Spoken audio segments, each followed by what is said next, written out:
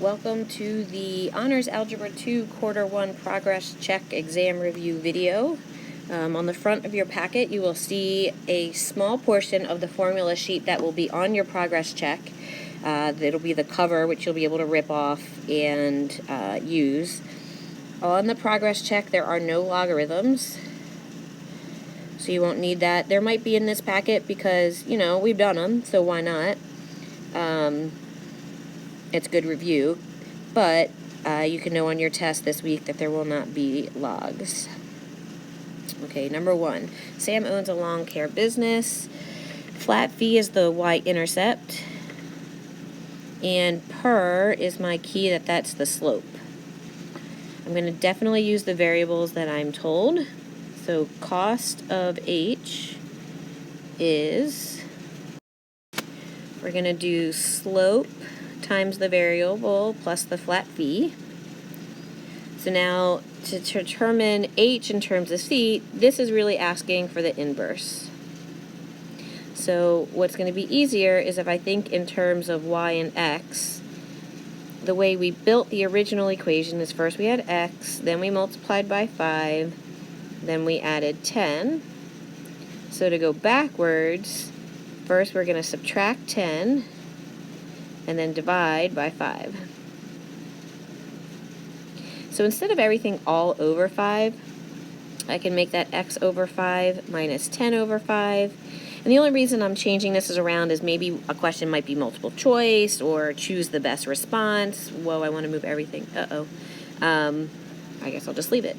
So I want to show you other forms of the same equation. There's the invisible 1 coefficient here. So this is also 1/5 x minus, and 10 divided by 5 is 2. Don't know if you noticed up here, I don't know what that was. Up here at the top, sorry, they changed my video app, and I used to be able to move everything together, but whatever. Okay, up here at the top it said, you will be permitted to use a calculator on the assessment. So you can use a calculator on this entire review. Oh look, I'll just move it all down. The only thing I'm going to modify here in B is I'm going to write my final answer in terms of the variables they told me. So h of c is 1/5 c minus 2.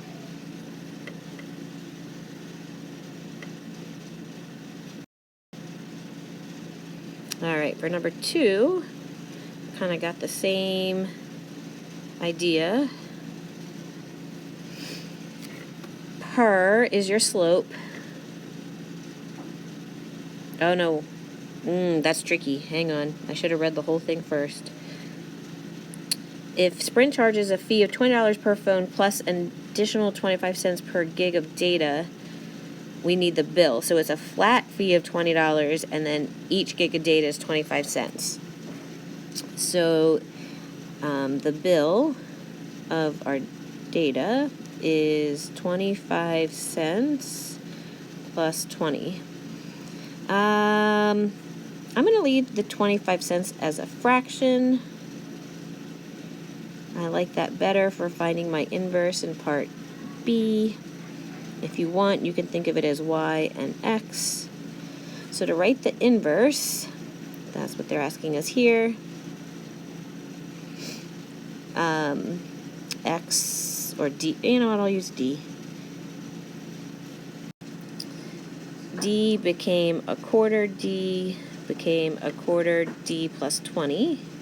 So going backwards,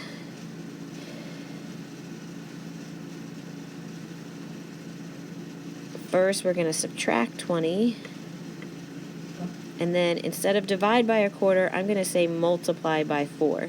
But notice I put these parentheses for this last step because you can either distribute this and make it 4d minus 80, or you can leave it with the parentheses.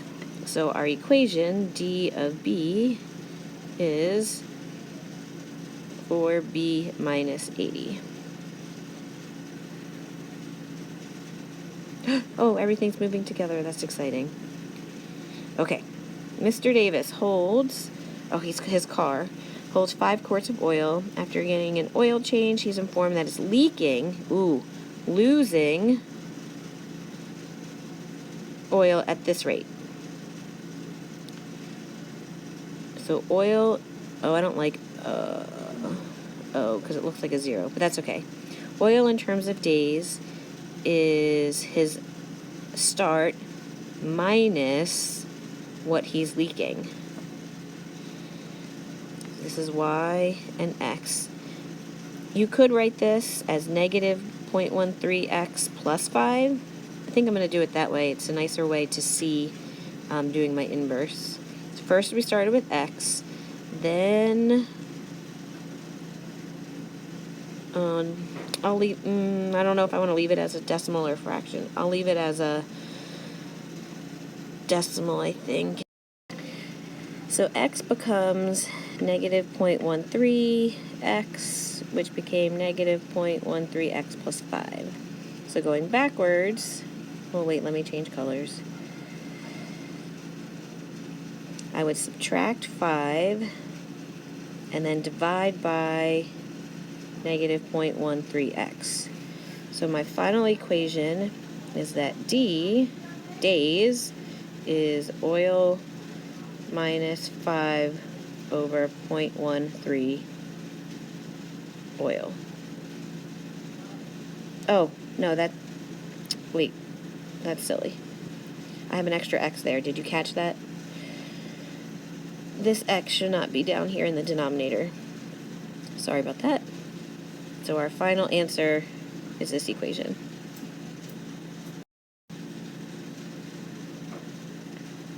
A bird feeder can hold 100 milliliters of bird seed, and the bird is eating it, so we're losing this much per hour. So S equals 1,000 minus, 7.34H. So the inverse, we started with H, then we multiplied by negative 7.34, and then we added 1,000. So the inverse is we would subtract 1,000 and then divide by the negative. 7.34. So the equation is H equals S minus 1,000 or negative 0.734. Because it says H in terms of S, that's why I know H is by itself and S is the variable in the other part of the equation. Oh, finding more inverses. Okay. Started with x, then it got cubed, then we added 2. So the inverse, we would first subtract 2, and then cube root. Because I'm going to use good math notation, the f inverse of x is the cube root of x minus 2. It's important that you, whoops, that's the eraser. I wanted the highlighter, sorry. It's important that you use the inverse notation to match the function name so that when we're grading your progress check, we know which equation you're talking about. Okay, so we started with x, then it got squared, then it got multiplied by 2, and then we added 3. So going backwards, we would subtract 3, divide by 5, divide by 5, and then square root.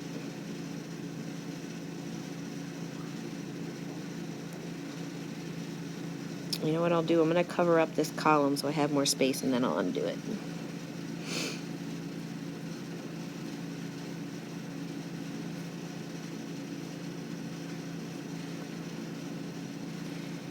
So, H inverse of x is the square root of x minus 3 over 5.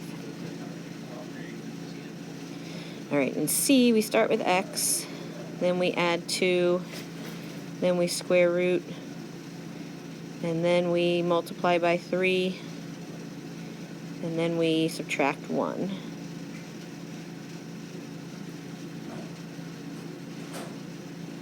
So finishing that, going backwards, we had x, then we add 1 to go there, to get rid of this, and then we divide by 3.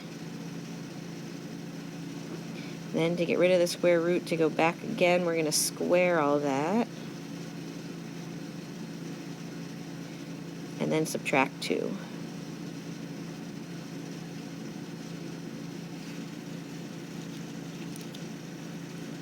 So the final answer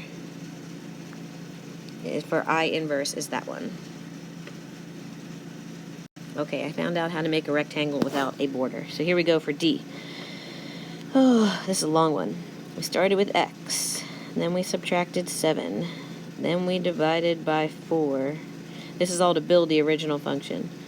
Then it got cube rooted, and then it got multiplied by 6, and then we subtracted 3. So to go backwards, first we're going to add 3, then we're going to get rid of the 6 by dividing. Then we're going to undo the cube root by cubing. Then we're going to multiply by 4.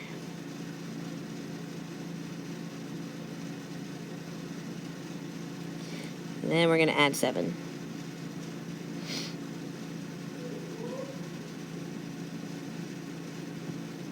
So this equals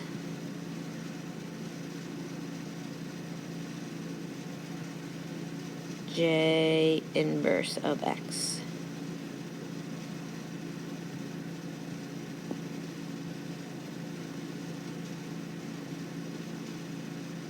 All right, for E,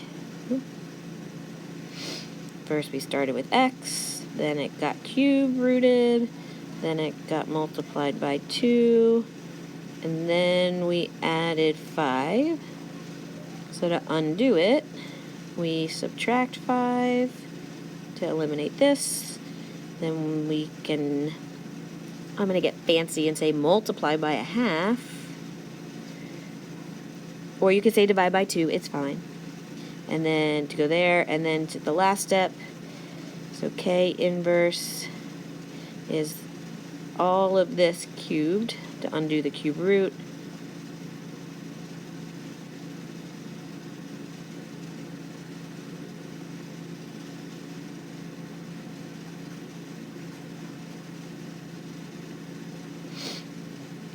Ooh, F is different. All right. First we started with x, then we added 3, and then it got squared. So to undo it, for the inverse, first we're going to square root, then we will subtract 3. So L inverse is the square root of x minus 3. Man, you guys are going to be pros at finding inverses after doing this worksheet. All right, back up here at G.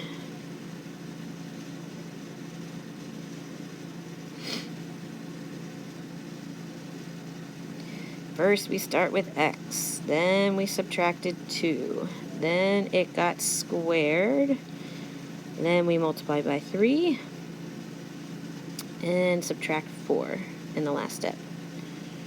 So, to go backwards, we're going to add 4.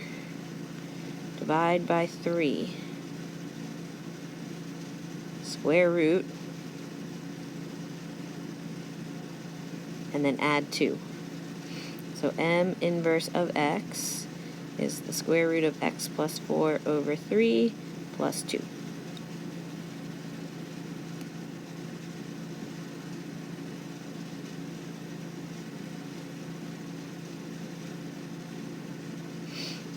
Okay, for H.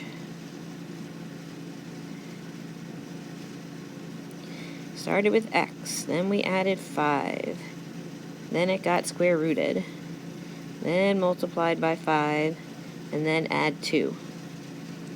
So the inverse, we would first subtract 2, then divide by 5, then square it, and then subtract 5 for here. So n inverse of x is x minus 2 over 5 squared, all minus 5 for this last step.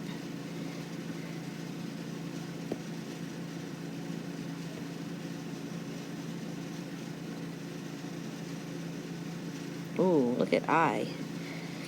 All right, first we start with x, then there's subtract 2, then there's divide by 5. Oh, and if it helps you, which I haven't been doing, you could put what's happening at each arrow. Then we're cube rooting. That way if you, I'm just going to put radical, want to undo it with words, you can do that. And then we add 4. So backwards, the opposite of add 4 is subtract 4. The opposite of cube root is to cube.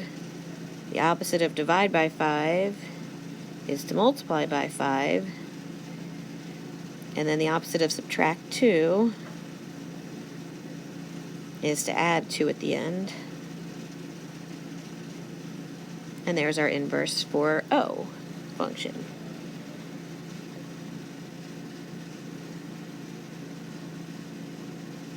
Okay, for J. First we start with x minus 1. Then we divide by 2. Then it got cubed, and then subtract 8. So backwards, we're going to add 8, cube root it, multiply by 2, and then add 1. So that is our P inverse of x. All right, now for K, we start with x, and then we add 4, then it gets squared, and then it gets divided by 2. So the inverse, we multiply by 2, we square root, and then we subtract 4. So our inverse of x is the square root of 2x minus 4.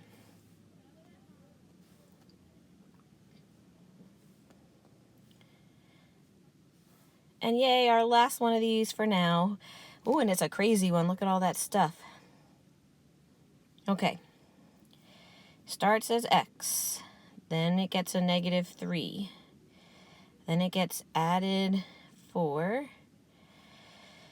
Then it gets cubed rooted. I think I'm going to add the words in this time because there's a lot of steps for this one. Okay, so then it gets cube rooted, and then it gets multiplied by 2.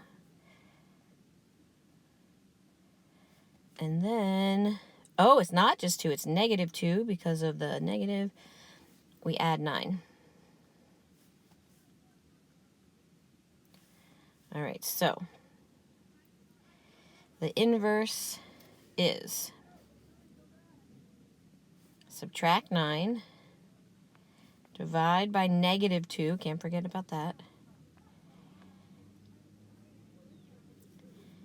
Eliminate the root by cubing it. And then we're going to subtract 4. And the whole thing gets multiplied, nope, gets divided by, so I'm going to say multiplied by negative 1/3. Wow, Mr. Davis wrote a crazy problem. Okay. The inverse is, what was the function name? U. U inverse is negative 1/3 times x minus 9 over negative 2 cubed minus 4. Okay, I'm excited to be done with inverse questions.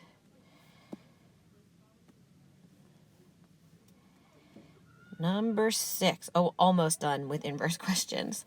Consider this function. Find f inverse and use algebra to explain how you determined. Okay, well, I'm going to use my arrow method as my explanation. I circled the wrong thing. So we start with x. And since this is my explanation, I'm not going to do any shortcuts like I did when I was getting tired of doing the other problems. I'm going to do all my steps.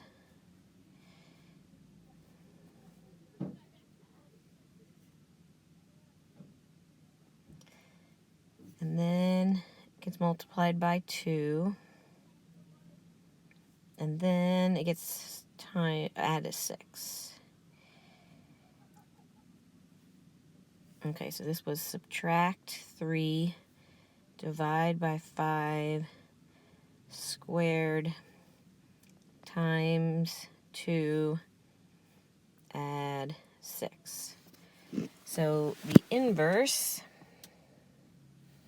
first we're going to subtract 6, and then divide by 2, and then square root,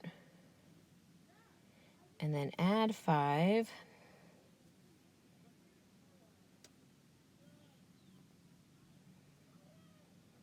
Oh, it's, no, oh, careful.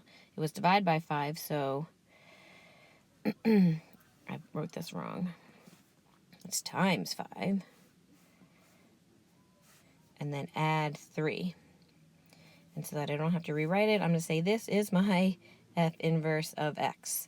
Don't forget that you have to put the function notation in your final answer.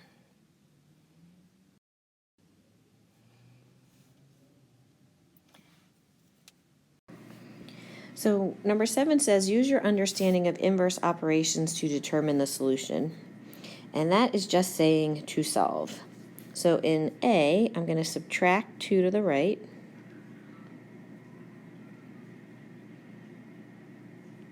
And then to undo the square root, I'm going to square both sides, and we get x is 81.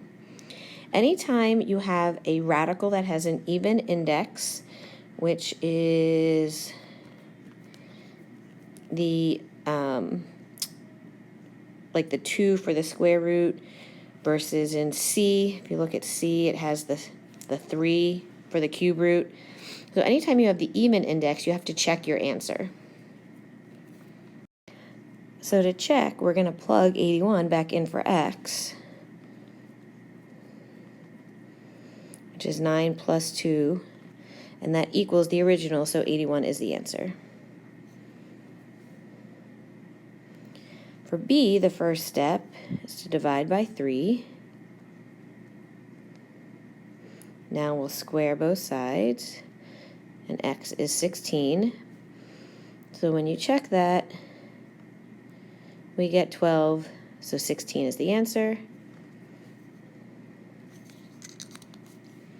For C, I'm going to add 2. And then to undo the cube root, we will cube it. So 3 times 3 times 3 is 27. And don't forget, you can use your calculator. Because it's an odd index here with the 3, I don't have to check.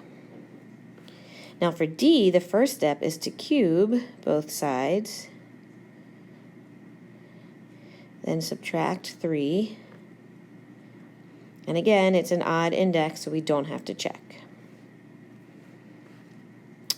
For E, I'm going to square both sides. Oops, sorry. The square gets rid of the square root, so x minus 4 equals 9. Add the 4, so we get x is 13. Now, when we go to check for E, the square root of 13 minus 4 is the square root of 9, which is 3. That's not negative 3, so there is no solution. I could have known that from the very beginning with this problem as well. We'll never have a square root equal a negative because of the domain and range of a square root function. So I could have from the very beginning also said no solution, but if you didn't see that and you solved all the way and you check, then you get no solution as your answer anyway. All right, for f, I'm going to divide by 6. Square both sides. Add the 4.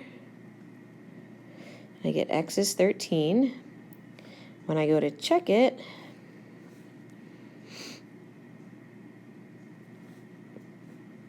it's going to be 6 times the square root of 13 minus 4, which is 6 times the square root of 9, which is 6 times 3, which is indeed 18. So 13 is the answer. Divide by 3 first in G. Square both sides.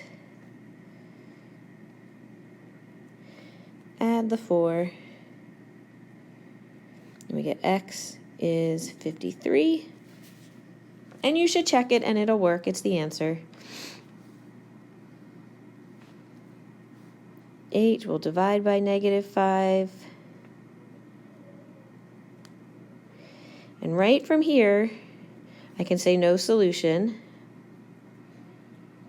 But if you didn't notice that and you squared both sides and you solve, when you go to check 38, that's -5 square root of 36, because I do 38 minus 2. I did that in my head. -5 times 6 is -30, which is not the answer that the problem started with. So no solution.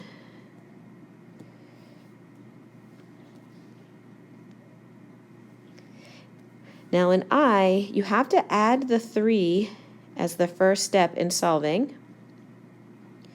Remember, solving is the order of operations backwards. So subtract and add come first. That's what we added, the 3. Now I can divide by 2. And I've run out of space. Temporarily get rid of that. Okay. So we get the square root of x plus 4 is 7. Square both sides. Subtract 4. We get x is 45, and that answer will work.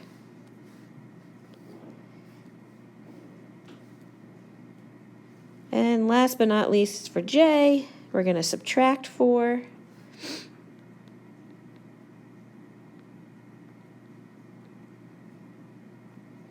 Divide by 2. Go up here.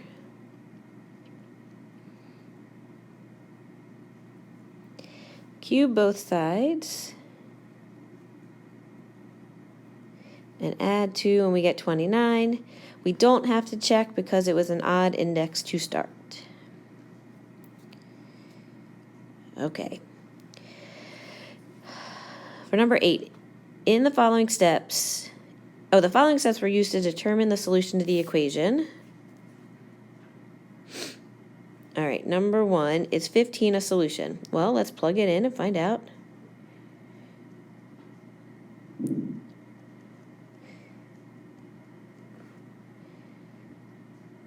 That's 11. That does not equal 3, so no.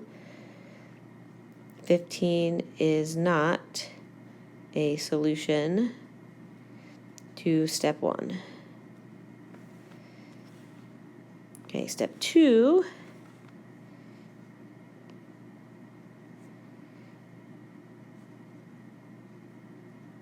Four does not, equal -4. So again, not a solution, but this time for step 2.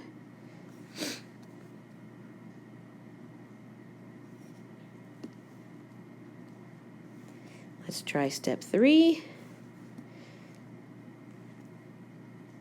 15 plus 1, that is 16. So yes, it's a solution, it works. In step 3. And 15 equals 15, so yes, it'll be a solution in step 4 as well. But not 1 and 2. So these were no's, these were yeses. Okay, so for number 9, we're going to graph the two square root functions f and g. Because there's no dilations, no vertical stretch or shrink or horizontal stretch or shrink, I can graph these with a transformation.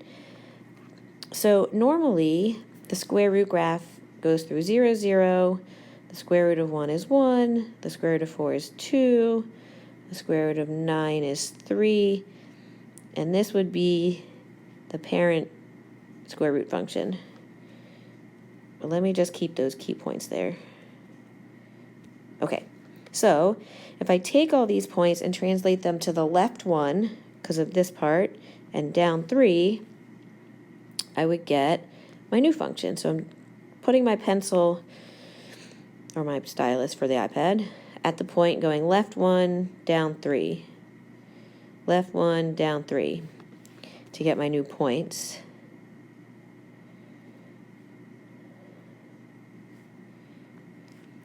And this would be our translated square root graph for f.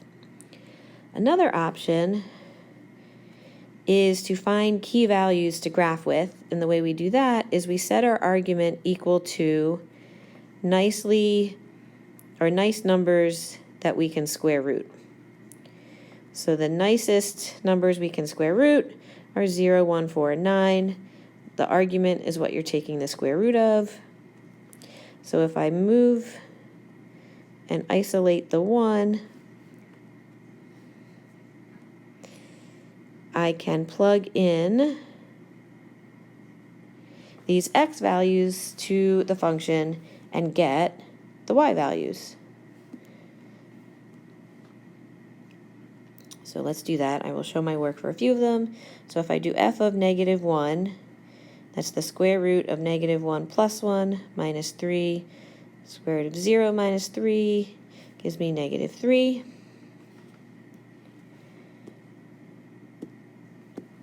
Oops, I'll go put that back. Oh no.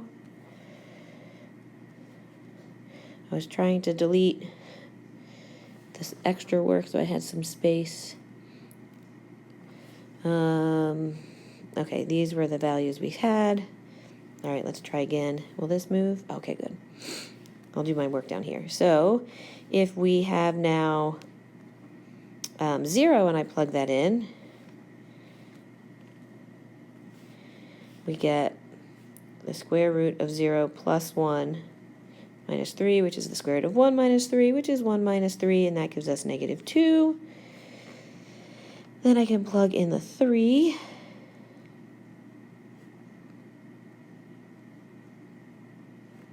Negative 1, and you can see here's our point, negative 1, 3, negative 3, 0, negative 2, 3, negative 1, and we get our square root graph. So doing all the properties, let me move it so I can see everything here. The point of symmetry is only for a cube root. So for the square root, the endpoint is when the argument equaled 0. And that is here. That's negative 1, negative 3. Domain is x is greater than or equal to negative 1. And the range is y is greater than or equal to negative 3. As x goes to infinity, that's this way. The y value is going to infinity. There is no left end behavior for negative infinity because of the endpoint. It is increasing on the entire domain of x is greater than or equal to negative 1. Okay, for g, our transformation is to the right 3 and up 2. Oops. So if I take the parent function again, and no, you don't have to plot these dots each time if you know where they are. And I'm going to move all of them right 3 and up 2. Oh, this is confusing. Okay, 1, 1 goes to the right 3 would go to 4, up 2. 1, 2, 3, right there.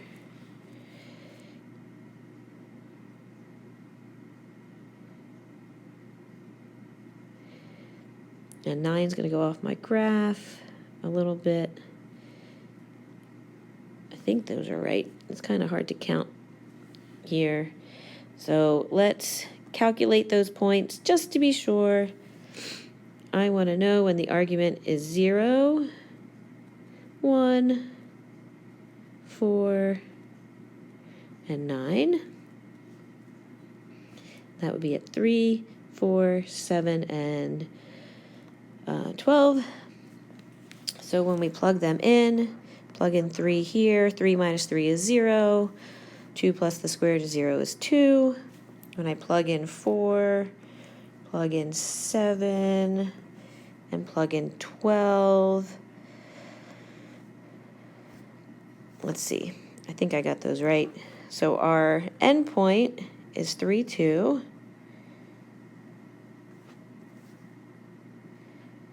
Domain is greater than or equal to 3, and the range is greater than or equal to 2.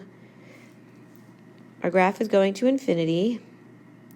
So if you think of domain and range, the x values start here and go to the right, and the y values start here and go up. So to the right and up.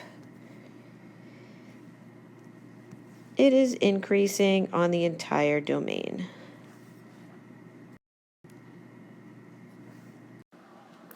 Okay, so for A, we have to figure out an equation first. So we have time and bacteria. So at the initial time of nothing, there was 200 bacteria, and 4 hours later, there were 512. And because it says exponential, the pattern to go from y value to the next is to multiply by b. So we're going to say 200 times b to the 4th is 512. And remember, you get to use a calculator on the entire test. So when we divide both sides by 200, we get b to the 4th is 2.56. And then to eliminate the exponent, I'm going to raise both sides to the 1/4. That's the same thing as doing the 4th root. I could also have done the 4th root of b, and then the same thing for the 2.56.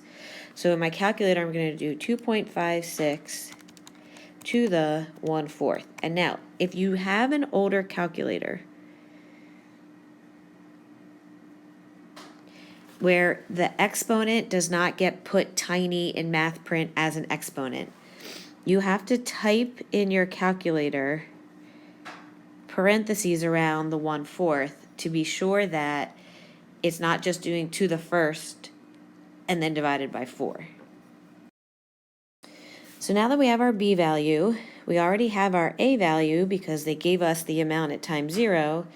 So b of t is the initial value, 1.265 to the t. So here's our equation. And I covered up part B and C, so I'm going to remove all of this.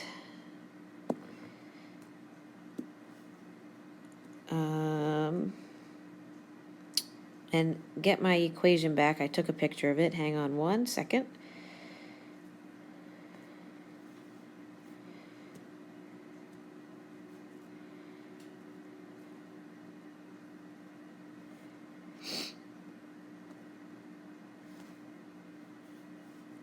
Okay. Whoa, that's humongous. Can I make it smaller?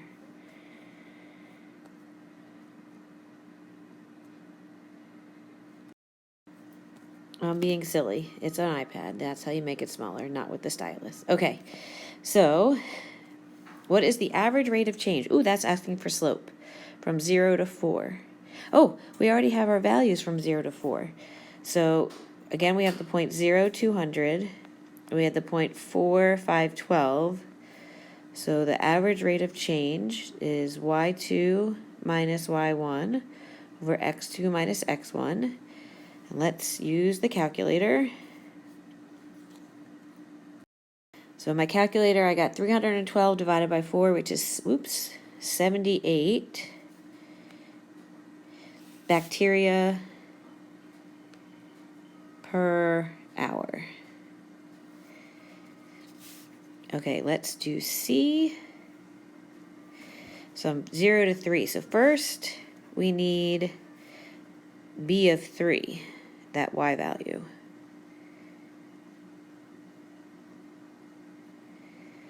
So 200 times 1.265 to the third is 404.86. Oh, it's 857. Let's do 3 decimal places, even though the question doesn't say.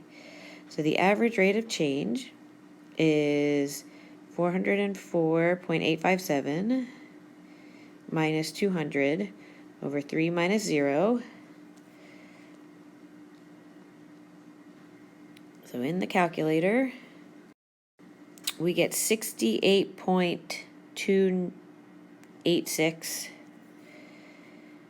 68.286 bacteria per hour.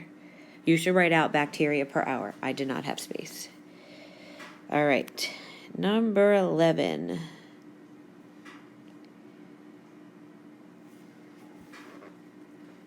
We've got population of polar bears. They begin with 7. And 3 decades later. Ooh.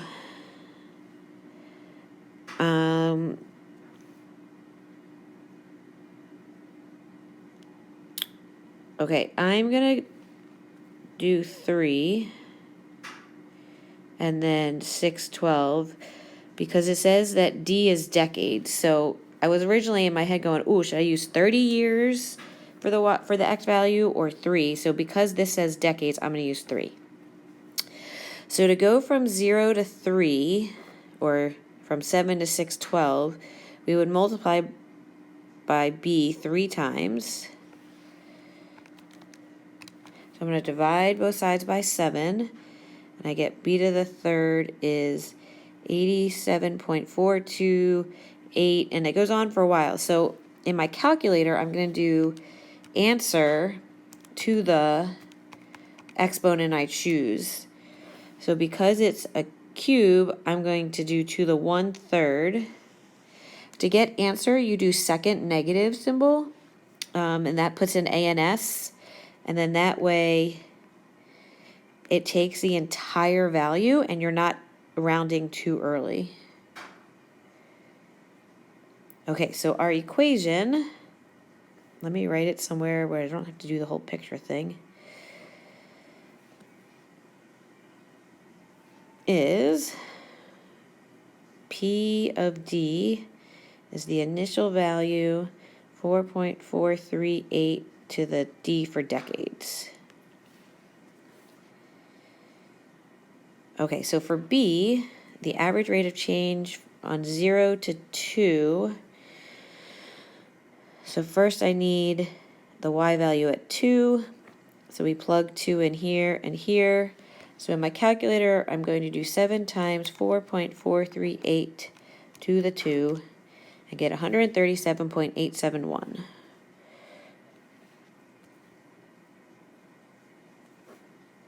$137.871.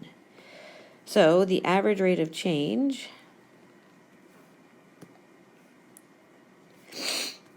is 137.871 minus 7 over 2 minus 0.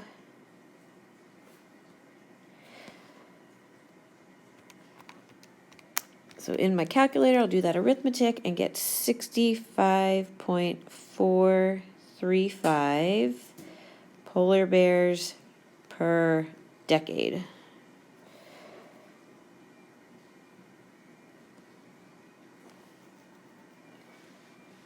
Oh, it says 3 decimal places. Did it say? Okay, it did not say that for 10. But for 11, thankfully I've been doing this, it says your answer should be correct at 3 decimal places. Whew, that's what I've been doing. All right. For C, after 1 decade, so we're going to plug in 1 to D.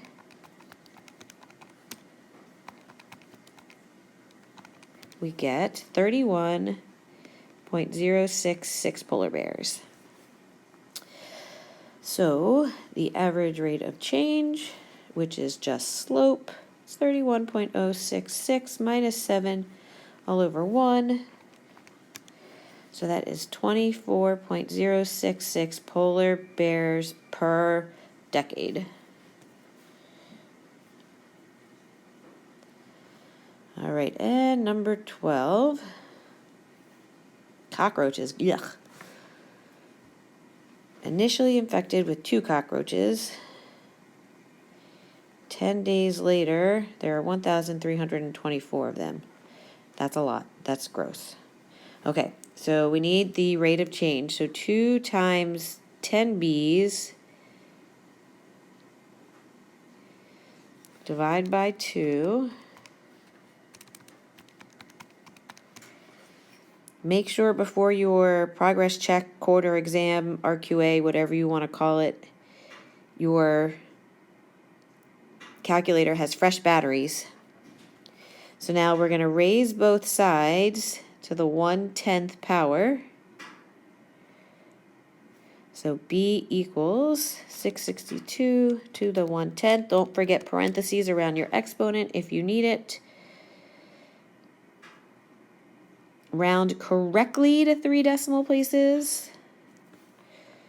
So our equation is cockroaches per day is 2 with a change of 915 to the day. Okay, so we need the amount of cockroaches after 5 days. We're going to plug 5 into D.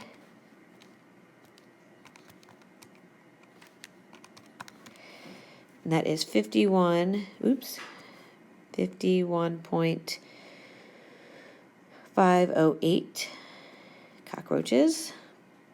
So the average rate of change is 51.508 minus 2 all over 5 minus 0. This is y2, y1, x2, x1 for slope. Back to the calculator I go.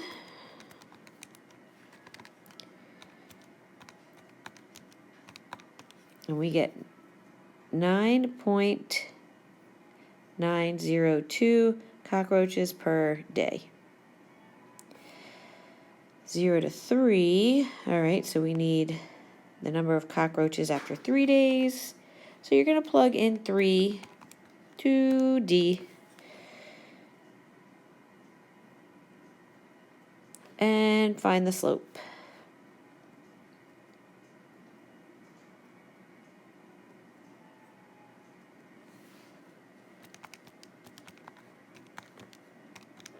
We get 4.015 cockroaches per day.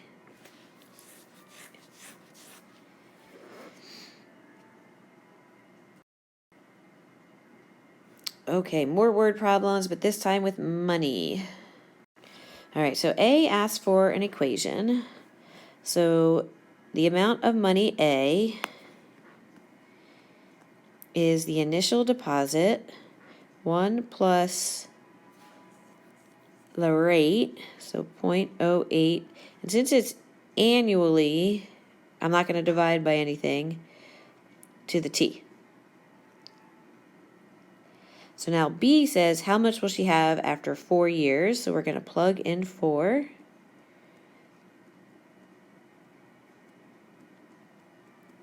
So 1,000 times 1.08 to the 4 is $1,360.49. Round appropriately. Okay, for compounding monthly, N is 12. So the amount is 1,000. 1 plus 0.08 over 12 to the 12t. For 4 years, we're going to plug in 4 to the exponent.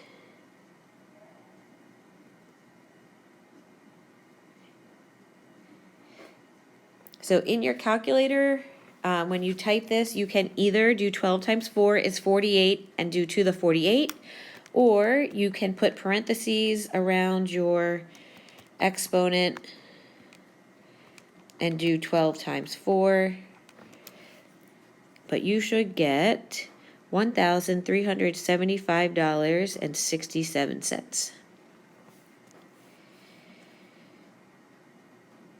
Okay, compounding weekly is a compounding time period of 52 weeks in a year. 4 years, we plug 4 into T. So in your calculator, if you do second enter, it brings back up what you just typed, and you can change the 12s to the 52, and you can change your exponent to 52 times 4 and get 1,376.79, or you could type the whole thing in again, depends how much you like to type. Okay, compounding continuously is the initial deposit, E to the RT. And just like before, we're going to plug in 4.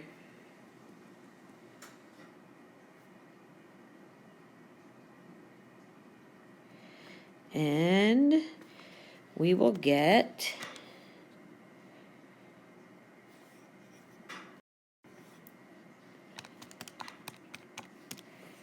$1,377.13.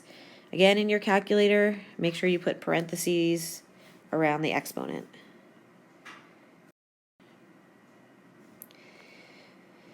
Timothy wants to invest $500 in the 3 different bank accounts for 3 years. So we've got 3 problems here. For A, Bank A,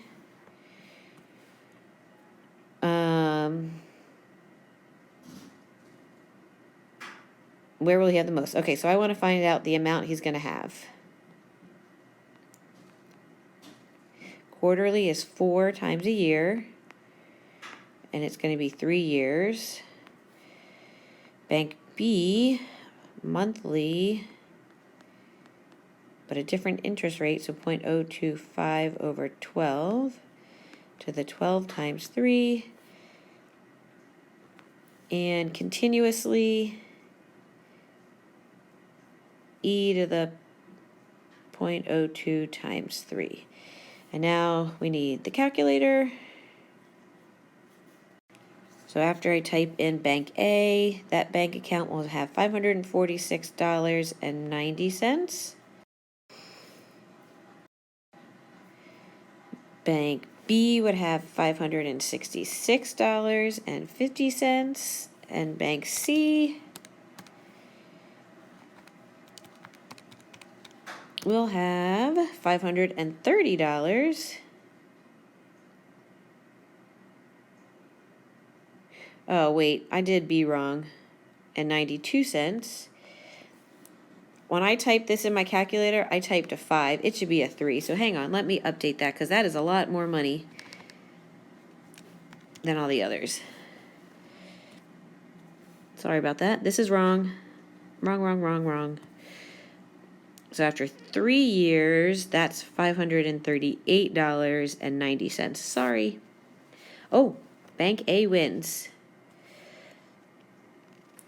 So he should use Bank A.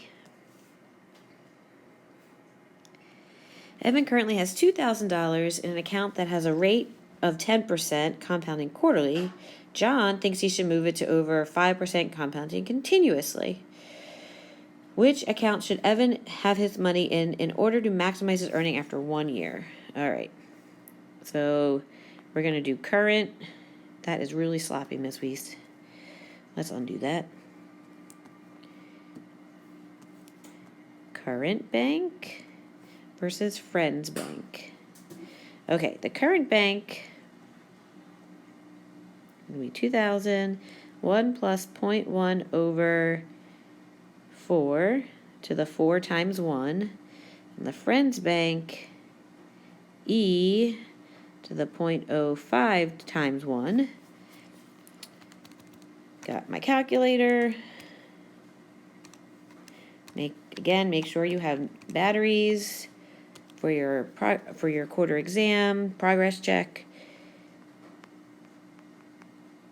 You can even bring spare batteries just in case your calculator runs out in the middle of the test because you didn't change them beforehand, like I'm telling you to. So he should keep his money where it is. His current bank will get him more. And all right, we made it to the last page. Identify the transformations. So A is left 3, B is down 4, C is right 7, D is up 5, E is left 1, and F is right 4.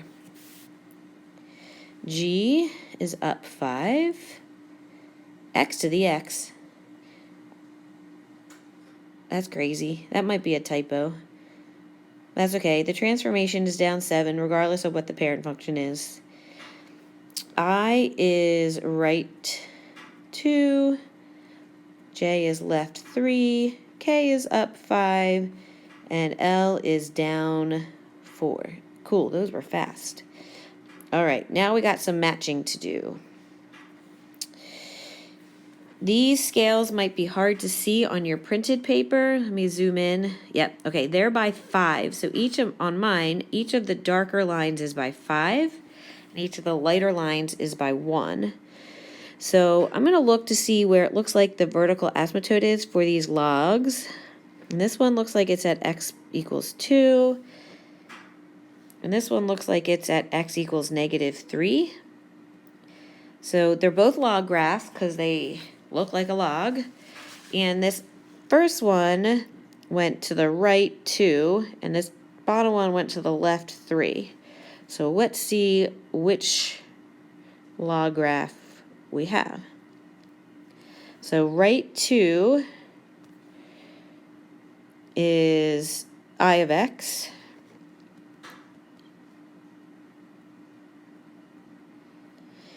And it was left 3. Oh, right here, j of x.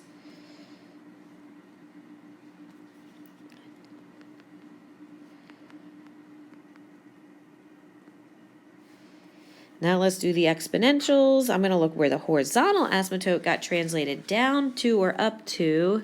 Let's see, -5, negative. This one looks like it's at y equals -7. And this one looks like it's at y equals -4. So here we're down 7, down 4. Let's find the exponentials that do that. I'm looking for the downs. Oh, here we go. Our typo problem. Down 7, down 4. Oh, no, that's a log. Where's the exponential? It's... Uh-oh.